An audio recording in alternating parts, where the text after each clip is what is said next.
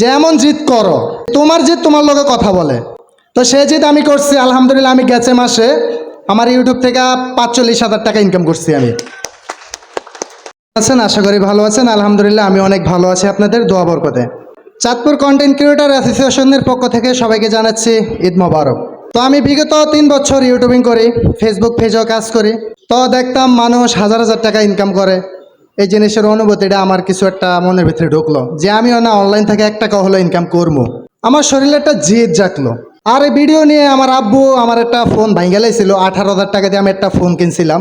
ওই মোবাইলটা আব্বা আসার দিয়ে ভাঙ্গা লাইছে। কাজ কাম করি না, শুধু ভিডিও করি। সেদিন থেকে আমার মনের ভিতরে আর একটা জিদ খেপলো যে না, আব্বারে দেখাই দিতে হইব যে আমিও পারি কিনা।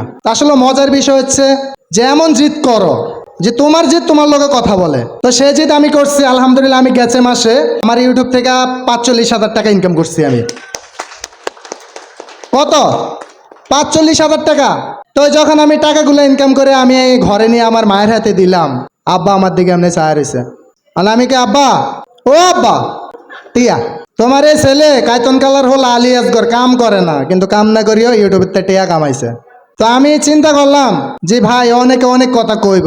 আপনি কন্টেন্ট ক্রিয়েটর আসলে প্রথমে আপনার মানুষের সামনে দেন্দা হতে হবে। কি হতে হবে? দেন্দা, যাকে বলে বয়রা, কানে শুনে না। যদি আপনি মানুষের কথা কানে নেন, আপনি এখান থেকে কখনো সফলতা হাতে আনতে পারবেন না। মানুষ আপনাকে পাগল বলবে, ছাগল বলবে, বিভিন্ন ধরনের কথা বলবে, এগুলো আপনার গায়ে লাগানো যাবে না।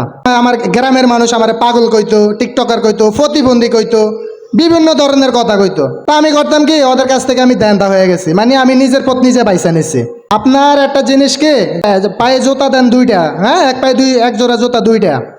এক জোড়া জুতার থেকে যদি একটা জুতা ছিঁড়ে যায়, বাকি জুতা কি রাখবেন? পালিয়ে দিবেন। যেভাবে হোক আরেক জুতা কিনে আনবেন। তো সেম কাজটা আমি করছি। যে মানুষগুলো আমার পাশে ছিল, ওই মানুষগুলো কন্টেন্ট ক্রিয়েটরে ঢুকার পরে আমার শত্রু হয়ে গেছে। আমারে দেখতে পারে না, আমার কথা ভাল লাগে না, আমার শ্যামা ভাল লাগে না, কিচ্ছু ভাল লাগে না। তো ভাই আমি বলবো কি, নিজেকে নিজে সময় দেন। পৃথিবীতে আপনি একবারই জন্মগ্রহণ করবেন, বারবার না। আপনি নিজেকে নিজে সময় দেন, আপনি নিজের দিকে নিজে ফোকাস করেন। আপনার আমার বেশি কথা বলবো না, এখন অনেক সময় শর্ট। চাই যে সায়েদ ইন্টারন্যাশনাল মাদ্রাসা দেখতে পাচ্ছেন, এখানে একটা স্পন্সর আছে। তা আমি বলবো আপনাদের ছেলের সন্তানকে বুর্গি কচুয়া মাদ্রাসা সায়েদ ইন্টারন্যাশনাল, আপনারা আপনাদের ছেলের সন্তানকে এই মাদ্রাসাতে ভর্তি করাবেন, পড়াশোনা করাবেন, মানুষের মতো মানুষ করবেন।